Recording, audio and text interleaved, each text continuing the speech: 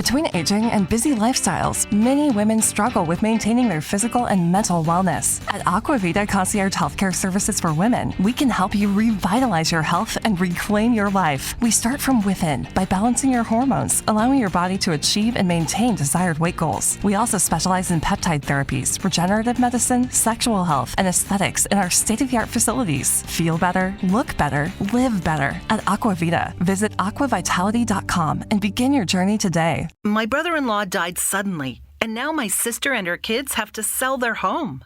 That's why I told my husband we could not put off getting life insurance any longer. An agent offered us a 10-year, $500,000 policy for nearly $50 a month. Then we called SelectQuote. SelectQuote found us identical coverage for only $19 a month, a savings of $369 a year. Whether you need a $500,000 policy or a $5 million policy, SelectQuote could save you more than 50% on term life insurance. For your free quote, go to SelectQuote.com. SelectQuote.com. That's SelectQuote.com. SelectQuote. We shop. You save. Full details on example policies at SelectQuote.com/commercials. Welcome to Pretty Lies and Alibis.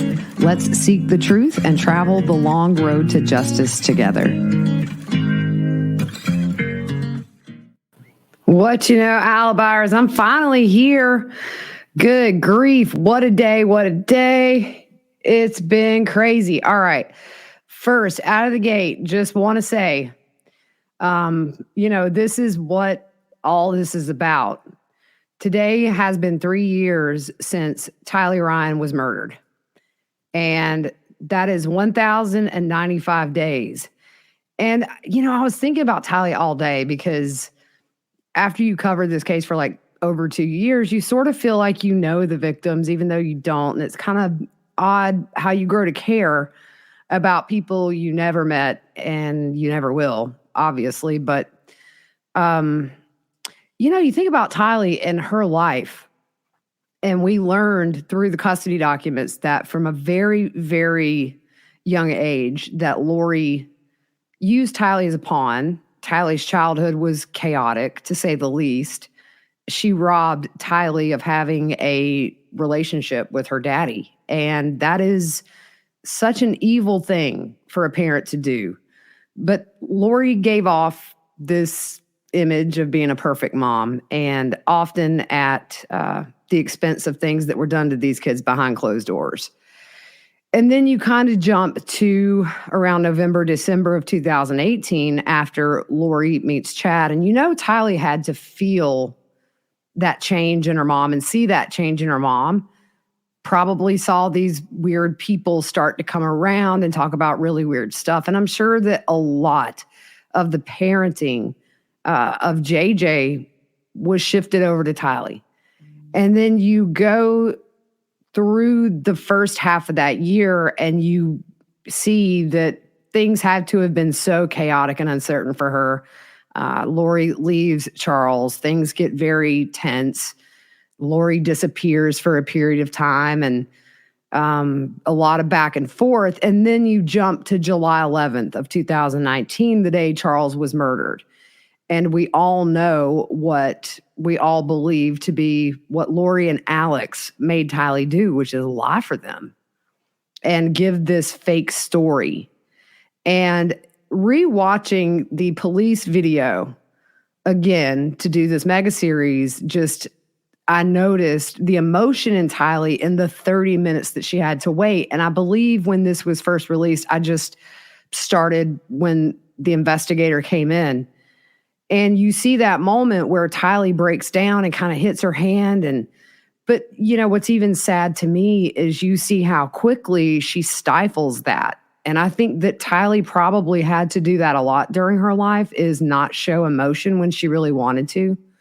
Probably from situations that Lori put her in. And she did what they asked her to do, obviously, only for less than 2 months later, for them to murder her in cold blood. And so this quote on screen here that I found really just spoke to me yesterday about Tylee. It says, "Your life was a hypothesis.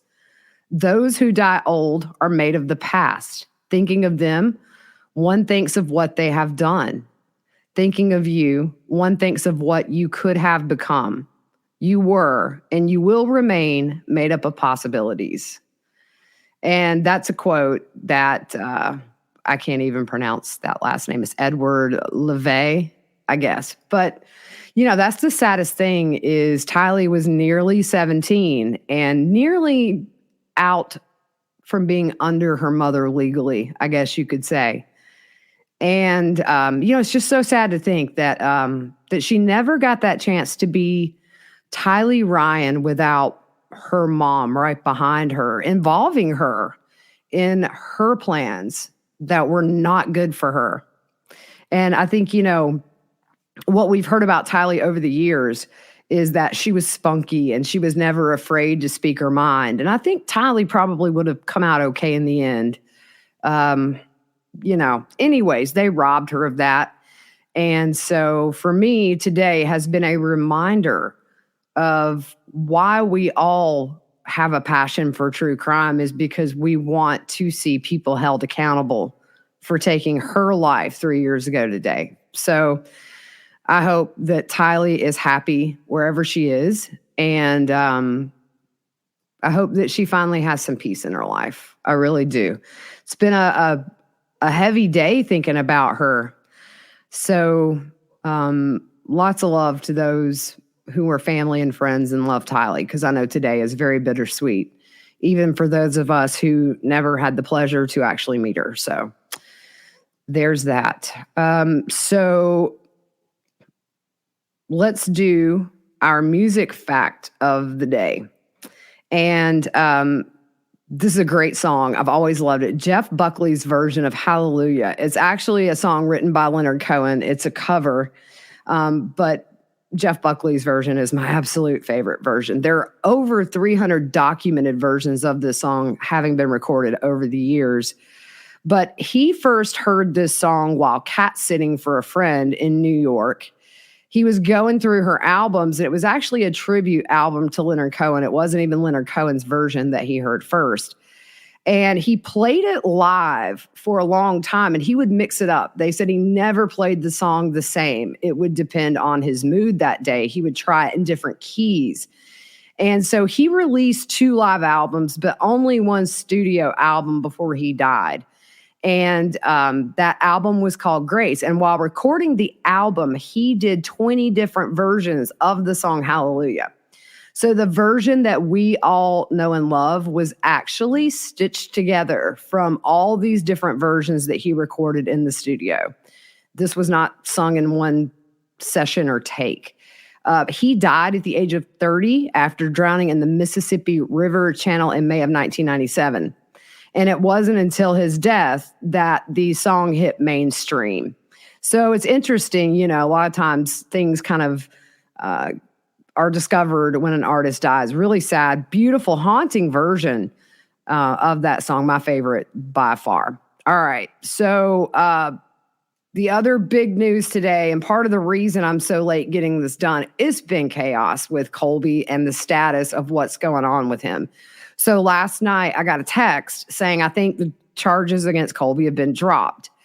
And then I went to sleep, got up. It seemed as if he were going to bond out. So that was kind of the thinking all day, was that Colby had bonded out, but Nate Eaton and Justin Lum both posted that the sex assault charges have been dropped without prejudice, meaning they can refile the charges. And a spokesperson for the prosecutor's office told Nate Eaton and East Idaho News the case is under review by our office.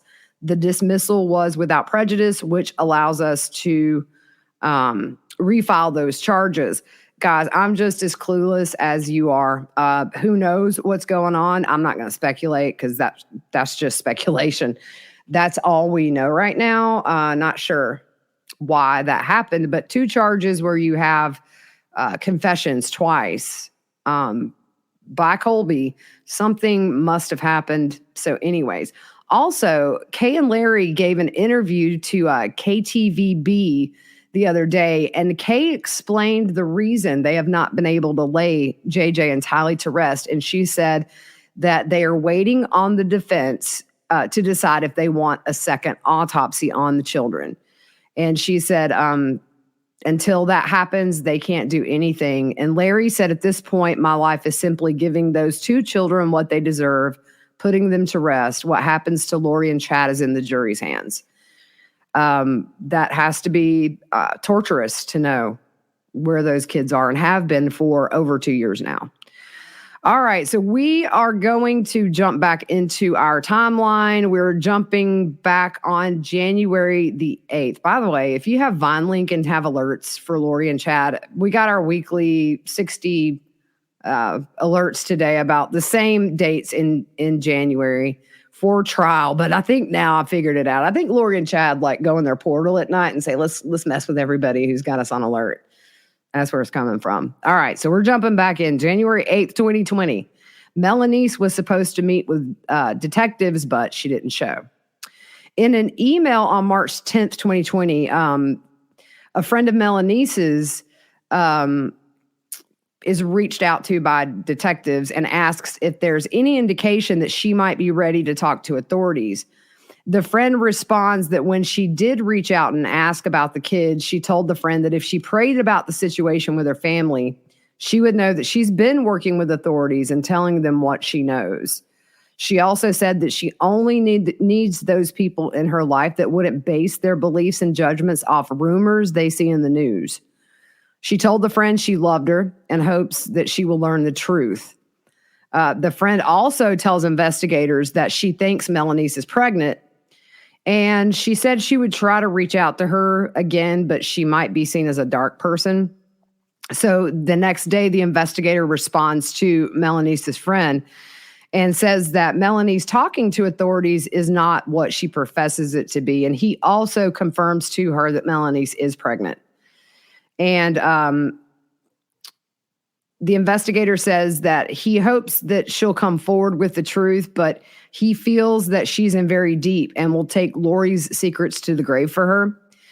He also says they know the group will put the dark tag on anybody who conflicts with their belief system, and says you should hear the things they've called investigators, and if not for the death and missing children, it would be comical.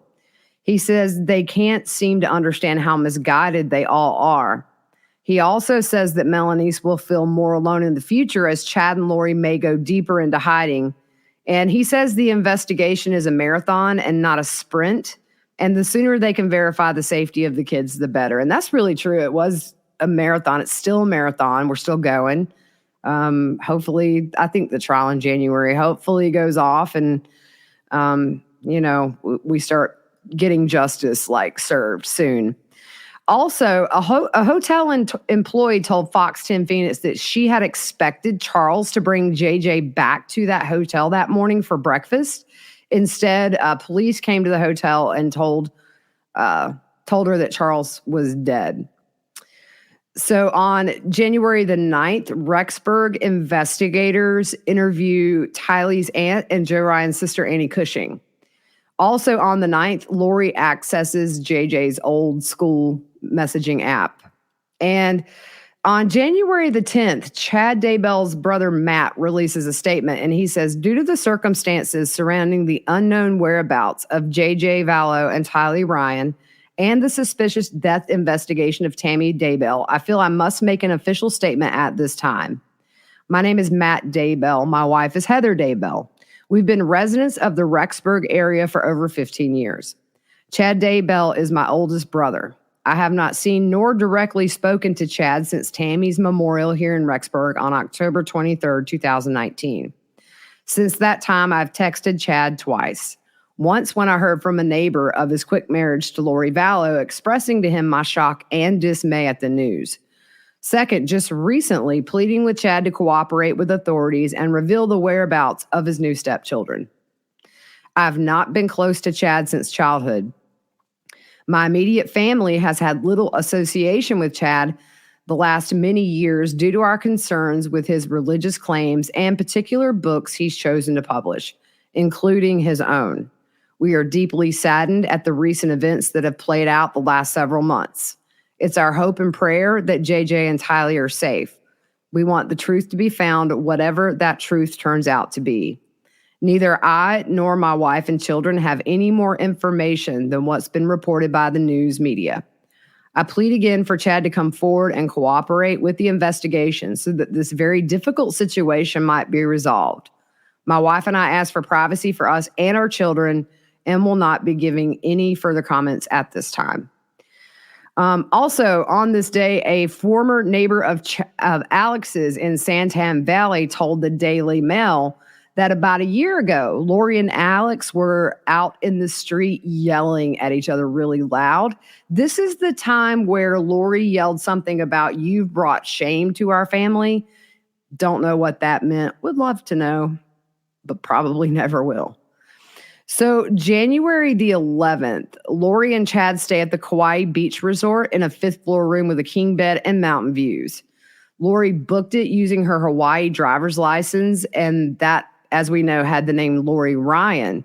And she also used an address that law enforcement was not aware of. Kay says in an interview with Fox 10 that this is Lori's favorite resort, and she had previously stayed there with Lori, Charles, JJ, and Tylee. So January 13th, Dateline staff members start trying to track Lori and Chad down in Hawaii. And what happened was East Idaho News had gotten a tip about her cell phone pinging in Hawaii. And Kauai PD asked Dateline to be careful not to spook Lori or Chad. So we're starting to pick up here. You know, it's this has become a story. This is really when Fruit Loop and I were really deep into our research of these people. And it's interesting the things we found before the internet really got full of all these different news stories. We found a lot of stuff. I need to try to find it. My computer crashed before this one, but I think I have a backup. So January the 14th, Melanice is interviewed by Rexburg PD. Also, a case is filed in probate court for Charles in Texas. Investigators received the footage from Yellowstone of the day Tylee was last seen alive. So January 16th, a child protection action was filed in Madison County, Idaho on behalf of JJ and Tylee. The order says for good cause shown, JJ and Tylee are to be placed in shelter care in the custody of the Idaho Department of Health and Welfare once they are located. The Department of Health and Welfare is to conduct an investigation into the health, safety, and welfare of the children and report back to the court within 15 days. Lori must physically turn over the children to either the Idaho Department of Health and Welfare in Rexburg or the Rexburg Police Department within 5 days of being served the order. The children will be appointed a guardian ad litem and an attorney. Violation of this order may subject Lori Vallow to criminal and civil contempt of court. At Chad's preliminary hearing, a forensic investigator testified that on this date as well, he took possession of Tammy Daybell's cell phone, but he couldn't unlock it. So the phone was sent to the FBI forensics lab, and he got it back March the 12th of 2020. So we're going to jump to January 20th. Kay emails Detective Moffitt. Anything new in Charles's murder case? The body cams released last week were eye-opening as to how blatantly obvious they planned his ambush and demise. I didn't watch the one with Charles in it, first on-scene officer body cam. Didn't think I should see it. Larry watched it and described things to me. We appreciate your help. Also on this date, Detective Hermosillo from Rexburg PD arrives in Hawaii to put Charles and Lori under surveillance. Chad has a brief discussion with a real estate agent as he's leaving the house, saying the property is being shown to a potential buyer, and that's why he was leaving. So January 23rd, Maricopa County Coroner's Office releases the autopsy of Joe Ryan. And it said in the report that due to the decomposition of his body, they were unable to get blood samples, but they did get tissue from the thigh muscles and the liver to store for toxicology tests. January 24th, Rexburg gets some more footage from Yellowstone.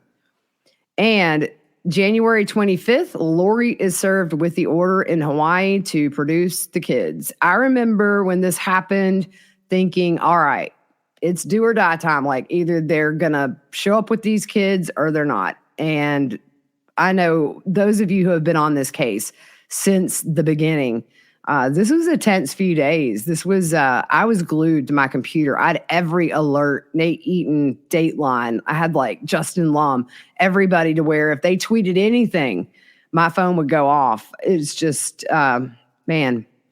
January 26th, Lori and Chad are seen on a beach in Hawaii by the FBI who had them under surveillance.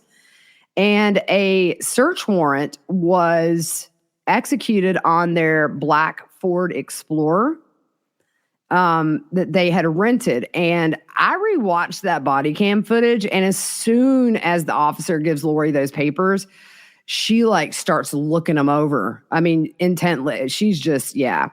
So they also put her and Chad in the back of separate police cars while they're going through this stuff. In her possession, they found JJ and Tylee's birth certificates, Tylee's banking card, JJ's iPad, which had his initials on the back, a second iPad that was logged onto JJ's Apple account, and JJ's school registration receipts from the school he went to in Idaho. They also say they had found out later Tylee's bank card was active and had been used since the last time that Tylee was seen alive. The same day, they execute search warrants on their condo. They found 2 beach chairs, 2 yoga mats, and 2 beach towels in the garage. They note there's no toys or kids' items anywhere. And this is the day where Nate Eaton follows them around. Is where are your kids, Lori? Where are your kids, Lori? This is when I absolutely, totally just thought Nate Eaton was a boss. Like, he did not let up. Nonstop talking. I know where my 3 kids are all the time. Where are your kids, Lori?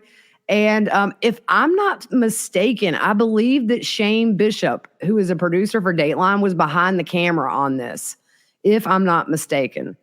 This is also when Lori says that Nate says people are praying for your kids, and she says, that's great.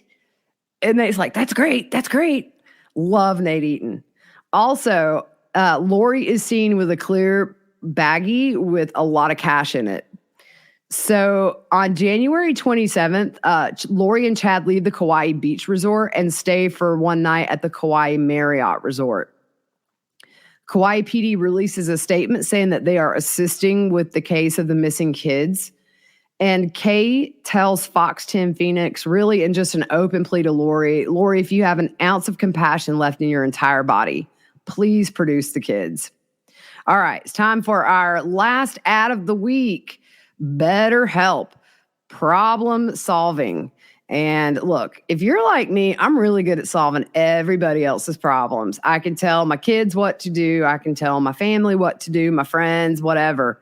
But a lot of times, like today, this was a big problem solving day for me because I had so much stuff coming in, like nonstop. And I just could not get things organized up here to get to where I am tonight. So, what can therapy do to help you in situations like I needed one in tonight? It could take the load off of you by having a neutral person help you problem solve. Little problems add up to be big problems, just like today for me. Or maybe you got one big problem you just are stuck with, can't figure out a way around it. If you're thinking of giving therapy a try, BetterHelp is an amazing option. It's all online. You can talk by phone, through messages back and forth on your computer, or you can do a FaceTime call. And you're matched with a therapist within 48 hours of taking a brief survey. You also have the option to switch therapists at any time. So if you're thinking of giving therapy a try, let's try BetterHelp. Every day, my company gets scam phishing emails trying to get money or sensitive info. I wanted to protect my employees and my clients, so I checked out CISA's Secure Our World. They've got simple ways we can protect our businesses from online threats. First, teach employees to recognize and report phishing. Next, require strong passwords plus multi-factor authentication. And finally, turn on automatic updates for your business software. To learn more, go to CISA at cisa.gov/Secure Our World. And if you want 10% off your first month, you can go to betterhelp.com/whattheworld today. That's BetterHelp, HELP.com/whattheworld for your 10% off. So also, we're going to jump to January 28th. And this is when we see a video. There's East Idaho News and Dateline. Actually, this footage was shown on an episode of Dateline where they're following Lori and Chad as they're walking to the parking lot in their bathing suits. And where are the kids, Lori? They go inside the resort and they don't come out. But if you look, Chad has a grin as soon as they say, Chad, this is so-and-so from Dateline. He grins. And if you've noticed watching court hearings, he always grins at the most awkward times. Somebody, if they stumble while they're talking, he thinks it's funny. I don't know. It's just a weird tick with him, I guess. But so January the 29th, Kay and Larry file for emergency guardianship of JJ. Kay said even though they have no legal rights to Tylee, they would take her in as well, and they would be more than happy to have her. And she tells KPVI News that it's scary, but I'm being optimistic in saying that just the next few days will probably pass very slowly. I'm sure because we're waiting for Thursday to get here. And I just feel like there will be some kind of resolution by Thursday at the latest. Whether it's happy or sad, I don't know. In the meantime, we're going to keep hoping and praying that it will be a joyous occasion on Thursday. So the same day, Lori and Chad, what do they do when things start to get a little crazy? Well, they run. And so on the 28th, the same day, they move out of their condo to the Kauai Beach Resort. And Justin Lum from Fox 10 Phoenix was told they were seen inside the night before around 9 p.m. So I'm sorry, this was 29th. That would night before had been the 28th. And this was before or around 9 p.m. And he posts a picture on his Twitter, which is what you see here, with the lights on. He says sources told him it looks like they left overnight and early this morning the lights were off. And Kay said that in an interview one time. I'm not sure who with, but she said, they scatter like cockroaches when the light comes on, when things are going down, just like they did after the welfare check in Rexburg. If you remember, that night they were packing up. They were gone. So January the 30th, the deadline passes for Lori to produce the kids. Another thing that day is there's an email between investigators, and some of the things that are said, she took pictures of the computer screen, mostly of booking confirmations for airfare, hotel, and car rental. They talk about how this computer may be really beneficial to the investigation once they seize it. At this point, they don't see that Lori is communicating with anyone through text messages. And they note she's careful not to discuss anything and often tells people just to call her. They contacted the maker of the wedding bands from Etsy. Remember, she had made that order. It was canceled because the maker of the rings was overcommitted with school. He told them he had to cancel the order, and they note how ironic it is that Lori books the Phoenix to Idaho flight the day after Tammy dies. They also say the metadata on the phone helps with premeditation. At this point, too, media from all over goes to Rexburg to wait and see if Lori's going to produce these kids. Also, Lori retains a lawyer in Hawaii, Daniel Hempy. He was at her first appearance. That dude was so nervous. His face was red, and man, you could tell this was obviously the biggest thing he's ever done as far as being an attorney. I almost felt bad for him, really. It said that he retained her on this day at her first court appearance. That's when they talked about when this lawyer was retained. He's quickly let go, though. Also, Chandler PD gives Lori's iCloud information to the FBI. Kay gives a press conference, and poor Larry, he wasn't feeling well, so we went back to the hotel to rest. She tells East Idaho News regarding what the next steps as far as law enforcement is. She said they're not going to let the grass grow under their feet with this. They're going to keep this moving. And so this is kind of a presser, actually. She says several things that just, break your heart. I don't know what to do. I have my hopes up for today. Hopefully being able to see our grandson. I know she doesn't have them. I pray that they are with family somewhere that is caring for them. I would like for her to be in jail until she talks. If that's a month or a year, whatever the situation, she needs to be there until she talks. She's got to say where they are. She has to. How do you not have your child for 4 months? What kind of a mother does that? So true. The only word that is coming to my mind right now is monster. And as much as I loved Lori, all this has just been very disheartening, and I have so many questions. We've had a really rough few weeks, and then once we learned about the order being given to her Saturday, that really gave us more hope. At least we're now seeing things happen. I'm not at all surprised of that. Lori's not going to make this easy. She's got an end game in her head, although this is not a game, but obviously she thinks it is. And when asked if she knew where Lori was, Kay said probably sitting on a beach somewhere while we're sitting here wondering where the kids are. I pray there's an extraditable warrant issued and they bring her in front of the judge. It seems the next step is in the judge's hands. I can't say for sure what's going to happen next, other than I hope it's something that's going to get her attention, because I'd love to know where those kids are. And I think all of America wants to know where they are. And we did. And I think the other thing, that's obvious, but to point, your girl needs a haircut, y'all. To point out too, is not only is Kay wondering where her grandson is, her brother was murdered. Just, not even a year before, 6 months before, 7 months before. So you have to look at all that her and Larry and Kresha and the whole family was dealing with. Is so much. I can't even imagine.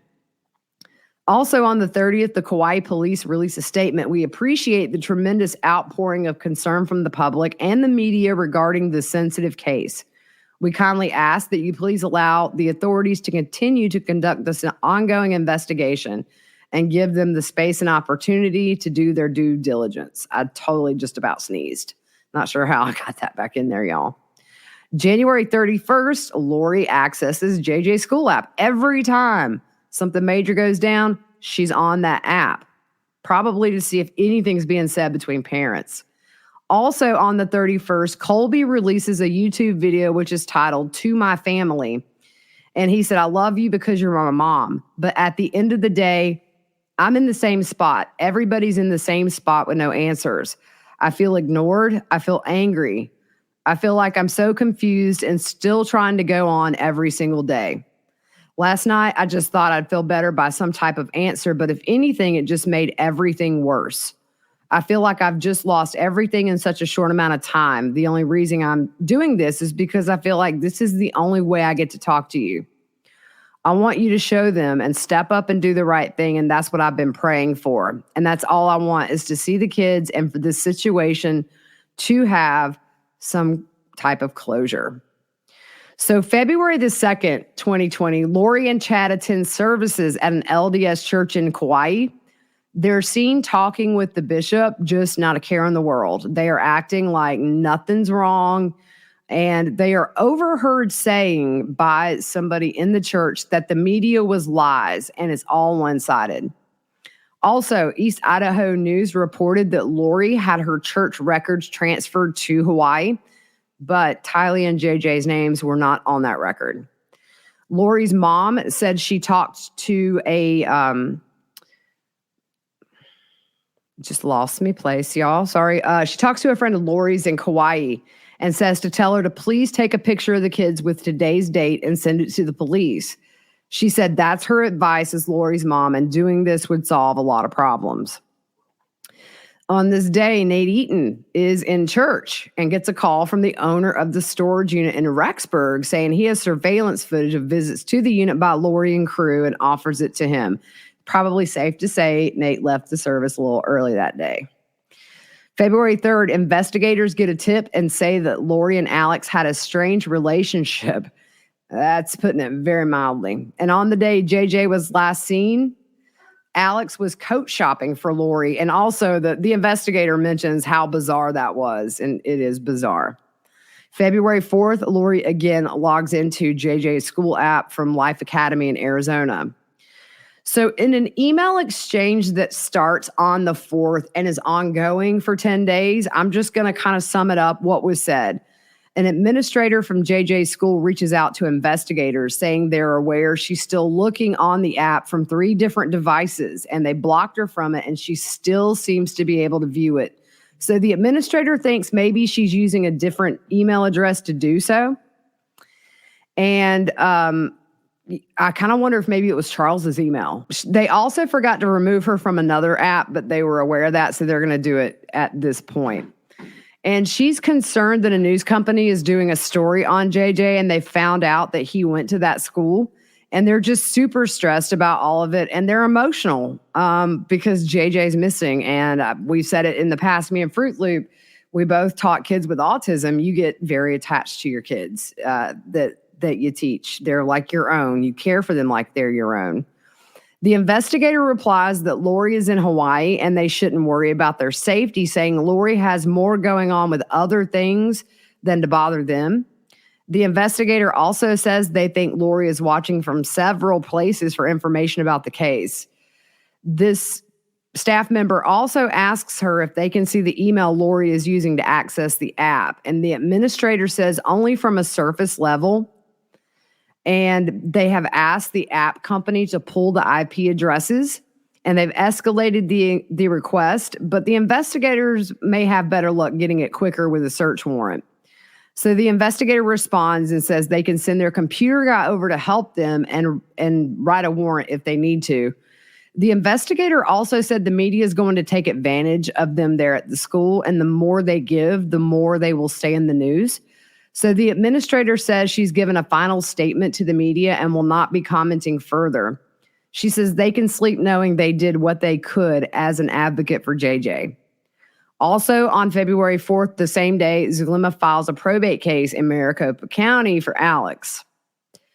February 5th, there's some emails back and forth with investigators, and one investigator found audio on Lori's phone of her testimony.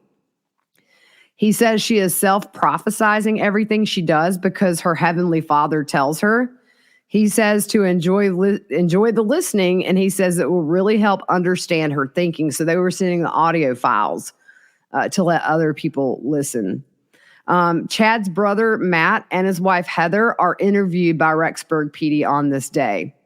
Also, Self Storage Plus in Rexburg releases a statement saying Self Storage Plus hopes for the speedy and safe return of Joshua, JJ Vallow, and Tylee Ryan.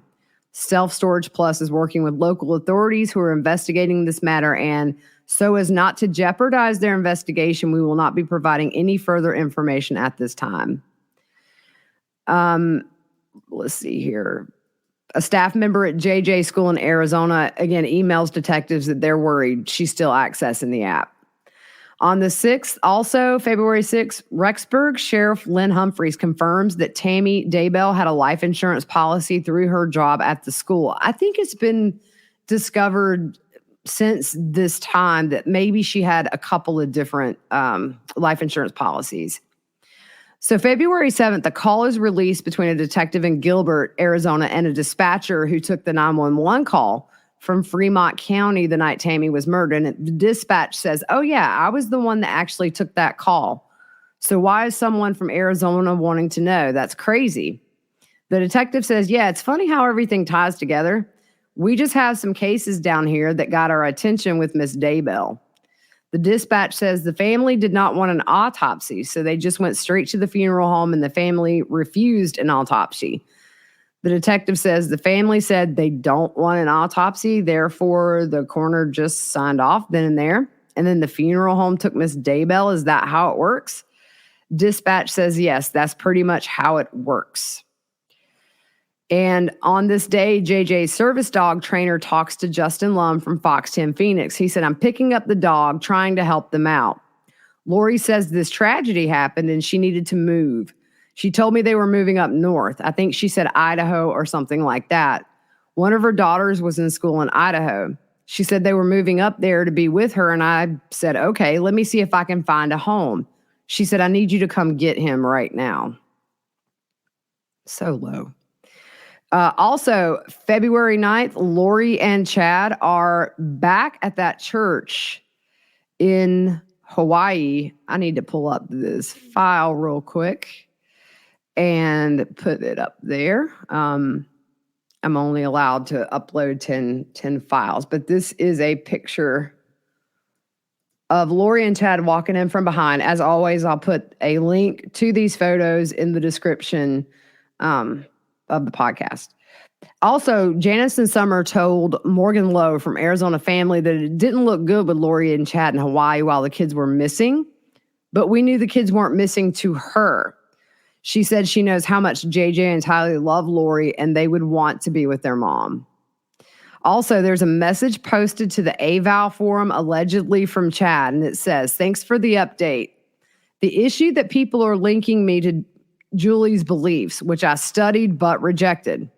Lori and I have been absolutely silent for 3 months. I'm constrained by my lawyers from saying more until the legal mess is complete, but be assured I will be back. Hopefully the subscribers will be there when I can fully return to GRI, which is an AVAL, like a sub forum, I believe, and tell my experiences. I appreciate your support." Julie Rowe gave this little email to Inside Edition, by the way, on February 21st. Also, Joe Ryan's sister, Annie Cushing, talks to KSL TV and says the last time she saw Tylee was after Joe died in 2018. She went to go check on her and try to help her out. They found out 5 weeks after Joe's death from law enforcement. Nobody claimed his body. So Annie said she was concerned that since Tylee was homeschooled, she doesn't know the exact date of her disappearance. Also, February 10th, the FBI gets in touch with Phoenix police about Joe's death. Yeah, and unfortunately, that was just ruled natural. I'll never believe it. And even if she didn't physically kill him, she killed his spirit. And, you know, several episodes. This is 51, by the way, which is insane. But we showed that comparison side by side of his driver's license and then like a current one.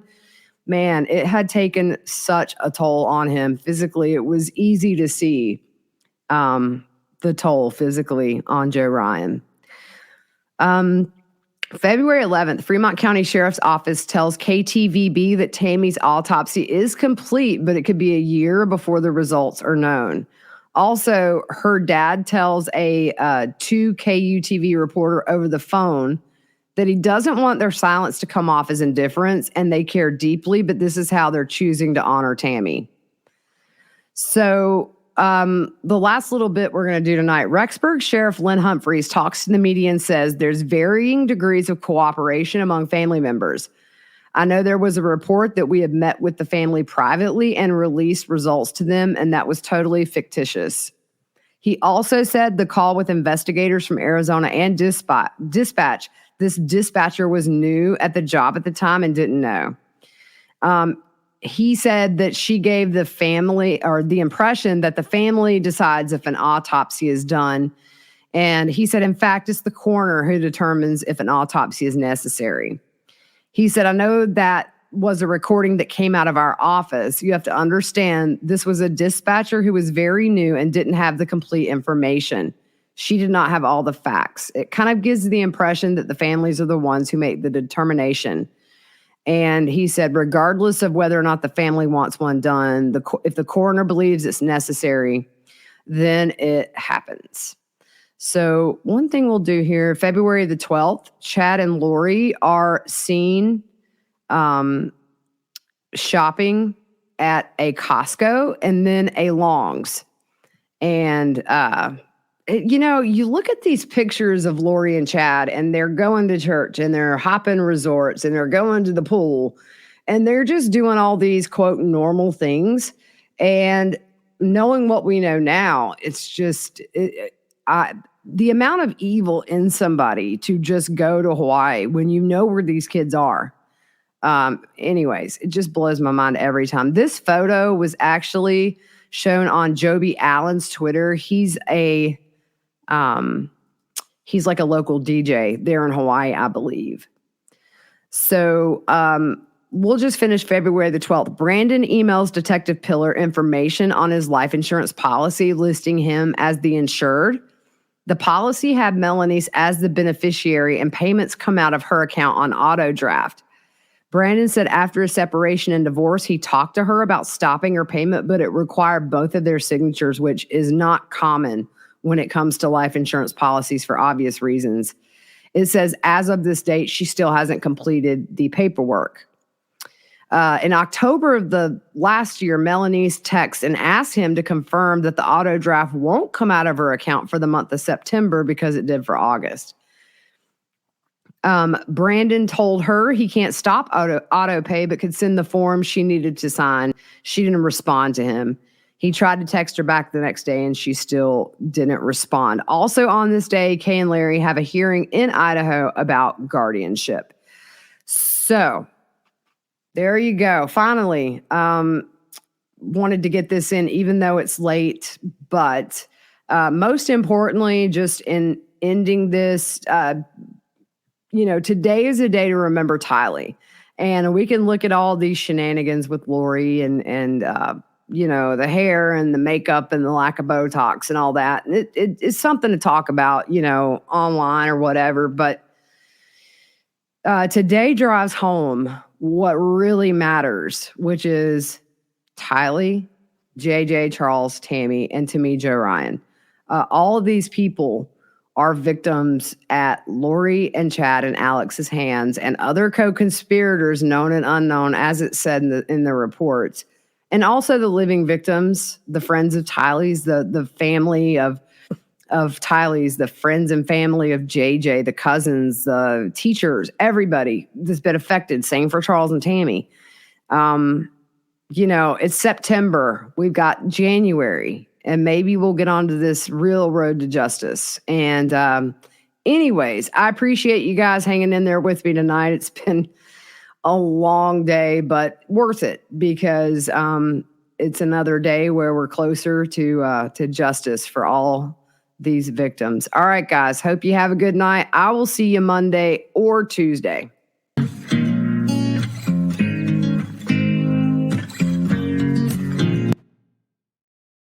With Lucky Land Slots, you can get lucky just about anywhere. Dearly beloved, we are gathered here today to... Has anyone seen the bride and groom?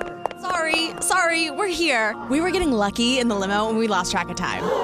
No, Lucky Land Casino, with cash prizes that add up quicker than a guest registry. In that case, I pronounce you lucky. Play for free at LuckyLandSlots.com. Daily bonuses are waiting. No purchase necessary. Void where prohibited by law. 18+. Terms and conditions apply. See website for details.